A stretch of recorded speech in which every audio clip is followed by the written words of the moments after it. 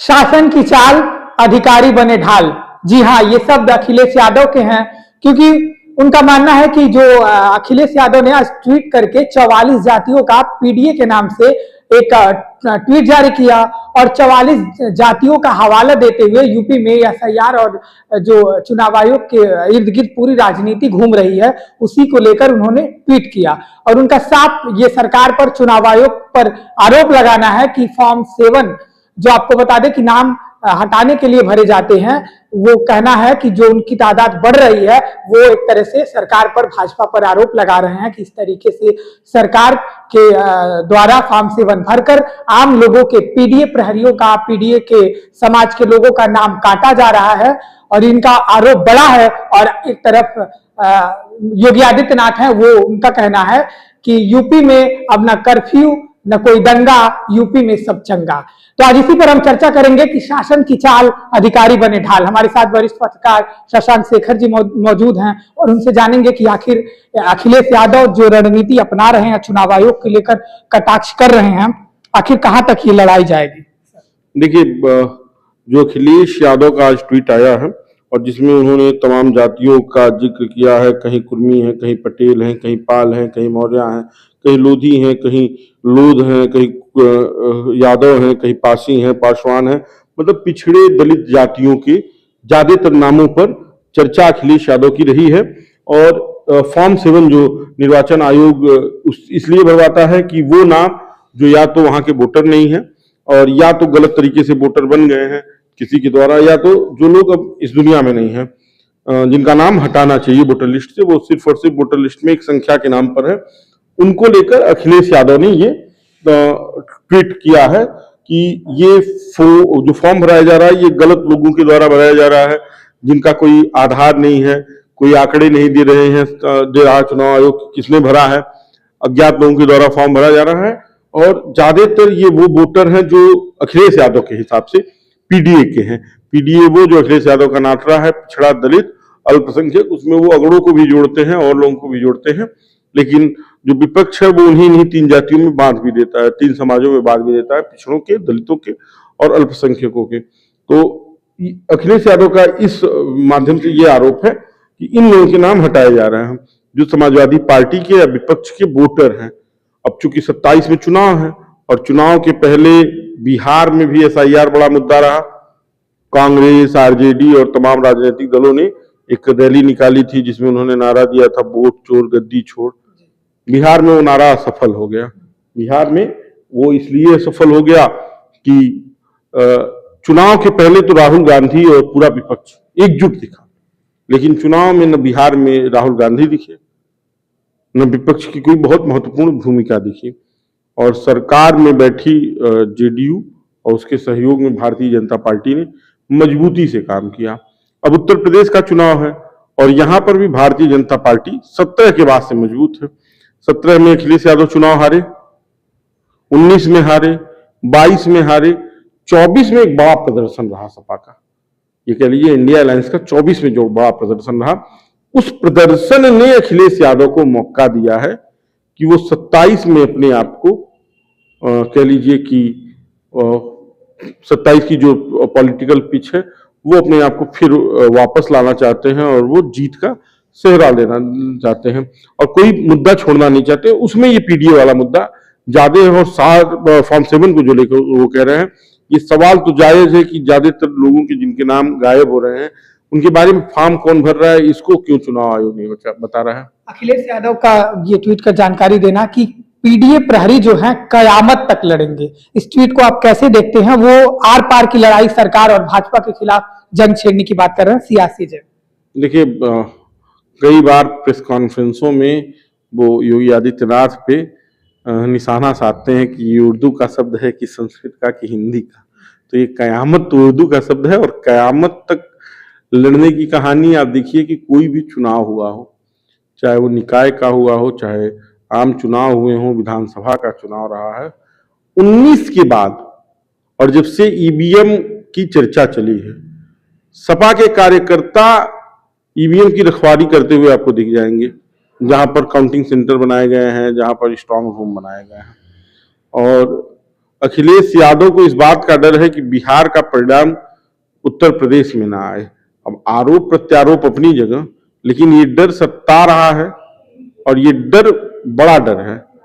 संगठन और सरकार लंबे समय से सत्ता से बाहर रहने के बाद और इतना अच्छा 24 में परफॉर्मेंस के बाद अगर अखिलेश यादव इस बार कुछ कर नहीं पाए तो ये उनकी पार्टी और उनकी राजनीति दोनों के लिए घातक होगा। तो कयामत तक तो अखिलेश यादव खुद लड़ेंगे, सपा को तो छोड़ ही दीजिए, पीडीए प्रहरियों को तो छोड़ ही दीजिए।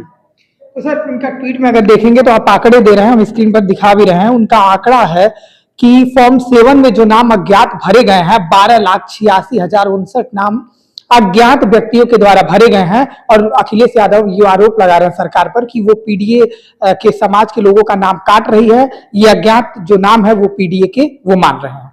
देखिए, इसमें तो उन्होंने साफ साफ लिख दिया है कि फर्जी फॉर्म 7 में जितने भी नाम दिखे हैं वो सब पीडीए हैं, पिछड़े हैं, दलित हैं, अल्पसंख्यक हैं, मुस्लिम हैं। इस आरोप में कितना दम? मैं वही कह रहा हूं कि अब ये तो देखिए चुनाव आयोग को इस पे खुल के सामने अपनी बात रखनी चाहिए, क्योंकि देखिए जो तमाम जातियों की बात वो कह रहे हैं वो ये कह रहे हैं कि वो वोटर हैं कि जो किसी भी तरह से विपक्ष के वोट में है, विपक्ष के फेवर में है।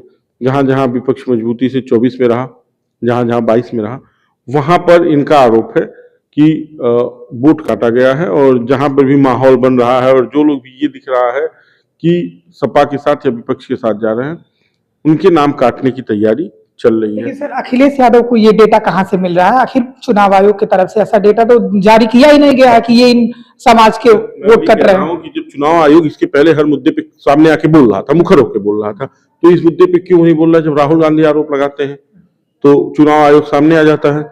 चुनाव आयोग बंदी के दिन अपना कार्यालय खोल के बैठा रहता है और लोगों की प्रेस कॉन्फ्रेंस सुनता है। जब राहुल गांधी ये बता रहे थे कि देखिए इनका नाम कटा है, गलत कटा है, ये जिंदा है, ये मर गए हैं, और जिंदा लोगों को मृत्यु बता दिया गया है, तो उस दिन चुनाव आयोग सबके सामने आंकड़े लेकर चला रहा है बिहार के चुनाव में। आज उत्तर प्रदेश में चुनाव होने वाले हैं, पंचायत के चुनाव होने वाले हैं, तब कहा चुनाव आयोग सोया हुआ है? चुनाव आयोग को सवाल पूछने चाहिए, चुनाव आयोग को इन मुद्दों पर जवाब देना चाहिए, क्योंकि ये एक बड़ा मुद्दा है। अखिलेश यादव उत्तर प्रदेश के मुख्यमंत्री रहे हैं, केंद्र में अच्छे परफॉर्मेंस के साथ वो 24 में पहुंचे हैं। कोई ऐरा गैरा आरोप नहीं लगा रहा है ना, एक राजनीतिक दल का राष्ट्रीय अध्यक्ष आरोप लगा रहा है और चुनाव आयोग को इस बात की जवाबदेही तय करनी होगी, क्योंकि चुनाव आयोग की ये जिम्मेदारी है। और चुनाव आयोग मुझे लगता है कि हालिया के दिनों में अपनी जिम्मेदारियों से भग रहा है, वो अपने आप को बचाने की कोशिश कम कर रहा है, छुपाने की ज्यादा। तो अखिलेश यादव अब आंकड़े कहां से ला रहे हैं ये तो अखिलेश यादव को भी बताना चाहिए, लेकिन चुनाव आयोग को भी बताना चाहिए आंकड़े सही है कि ये गलत है। लेकिन अगर हम बात करें फॉर्म 7 की, तो फॉर्म 7 तो कोई अज्ञात व्यक्ति भी कोई भी दे सकता है, लेकिन फॉर्म 7 इस बात की गारंटी नहीं देता कि केवल फॉर्म 7 भर देने से आपका नाम काट दिया जाएगा। उसके तहत आपको कई सबूत पेश करने पड़ेंगे चुनाव आयोग के पास। तो ऐसे में ये नहीं कहा जा सकता कि आप फॉर्म 7 भर दिए तो उनका नाम कट ही जाएगा। बात ये है कि जो अभी तक हुए हैं बिहार के एफआईआर को देखेंगे तो उसमें तमाम नाम ऐसे थे, ये तेजस्वी यादव राहुल गांधी लेकर सामने खड़े रहे, वो बताए कि आदमी जिंदा है और इसको मृतक घोषित कर दिया गया है। तो अगर अखिलेश यादव इस तरह के आरोप लगा रहे हैं तो जिम्मेदारी चुनाव आयोग की ज्यादा है कि वो स्पष्ट करे और जो पब्लिक के मन में भ्रम है वो दूर हो। कम से कम मान लीजिए हमारे घर का कोई आदमी दिल्ली रह रहा है और उसका वहां पे नाम नहीं है, वो वोट देने तो यहाँ आता है, और वो जब वोट देने यहाँ आना है तो पता चला नाम नहीं है। तो ये आंकड़े जब आएंगे तो फिर कैसे हम जाएंगे, क्या होगा? ये तमाम मुद्दे हैं जिस पर चुनाव आयोग को खुल के अपनी बात रखनी चाहिए। बिल्कुल, चुनाव आयोग को संज्ञान लेना चाहिए, इस पर खुल के स्पष्ट तौर पर अपनी बात रखनी चाहिए। आरोपों के स्पष्ट तो कर ही देना चाहिए कि अखिलेश यादव के आरोप निराधार है या इनमें कोई आधार है, और आधार है तो इनमें कैसे सुधार होंगे, जनता को तो ये पता चलना चाहिए। क्योंकि देखिए उनको तो पॉलिटिक्स करनी है, हाँ, तो कुछ भी आरोप लगा दे, लेकिन आप एक संस्था है और आपके ऊपर भरोसा, और हमारा लोकतंत्र आपके ऊपर टिका हुआ है, तो लोकतंत्र का भरोसा कायम रखने के लिए चुनाव आयोग को कम से कम सामने आना चाहिए। इसमें यह ना हो कि आप सरकार के तोता बन के बैठे हुए हैं। ऐसे में इन आरोपों के बीच आप किसको देखते हैं, सियासी फायदा किसका हो रहा है? तमाम आरोपों के बीच सियासी फायदा और सियासी आंकड़े और सियासी समीकरण घंटे 2 घंटे और 2 मिनट में बदलते हैं। तो इसे अभी किसको हो रहा है किसको नहीं हो रहा है ये अलग बात है। अभी तो अखिलेश यादव इन बातों को कह रहे हैं, अखिलेश यादव जमीनी हकीकत को जान नहीं रहे हैं, कार्यकर्ताओं के बीच वो जिंदा नहीं है, तो ट्विटर से भी काम नहीं चलेगा। राजनीति तो सड़क पर होगी, उनको ब्लॉक स्तर पर मेहनत करनी चाहिए, बूथ स्तर पर मेहनत करनी चाहिए। भाजपा बूथ स्तर पर काम कर रही है और आप नाम काटने की धमकी दे रहे हैं। तो तमाम चीजें हैं, लेकिन अभी कम से कम निर्वाचन आयोग को इस मुद्दे पर स्पष्टीकरण देना चाहिए। अखिलेश यादव जो आरोप लगा रहे हैं उसमें कितनी सच्चाई है ये भी साफ कर देना चाहिए। और सबसे बड़ी बात यह कि अखिलेश यादव का कोई कहना अगर जनता सुन रही है, तो जिस जनता को लोकतंत्र में भरोसा है, जो इस बात के लिए बटन दबाती है कि हमारे लिए अच्छा होगा, हमारे लिए परिवर्तन होगा, हमारे जीवन परिवर्तन होगा, उसको बताने के लिए निर्वाचन आयोग को कम से कम अपनी साख को बचाने के लिए स्पष्टीकरण देना चाहिए।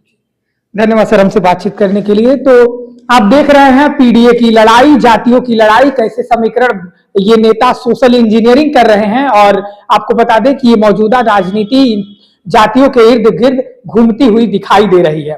फिलहाल एक तरफ योगी आदित्यनाथ है, योगी सरकार कह रही है कि यूपी में सब चंगा है, तो वहीं अखिलेश यादव जातियों की फहरिस्त लेके चले आ रहे हैं और कह रहे हैं कि पीडीए का नाम काटा जा रहा है। चुनाव आयोग की तरफ से सरकार पर, चुनाव आयोग पर वो गंभीर आरोप लगा रहे हैं। ऐसे में इन आरोपों की पुष्टि तो हम नहीं करते हैं, लेकिन एक तरफ से चुनाव आयोग को भी उनकी बातों का संज्ञान लेते हुए इसे स्पष्ट करना चाहिए। फिलहाल अब देखते हैं कि इन जातियों की लड़ाई कहां तक जाती है, हमारी भी नजर बनी हुई है। तब तक के लिए आप देखते रहिए बेधड़क खबर।